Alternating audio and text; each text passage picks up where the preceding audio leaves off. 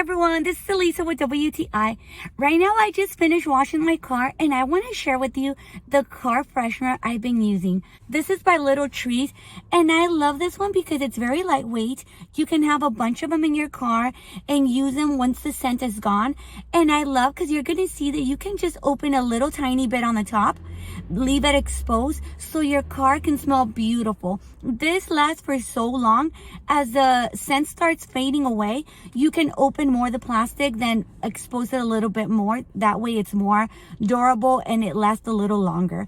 I love this scent by Little Trees. They have a variety of other scents. They all smell beautiful. I love that they are inexpensive. They're super easy for you to store in your car and they are very reasonable at their price. So if you're looking to have a car smelling new, smelling clean and great, definitely check these out, and that is my point of view.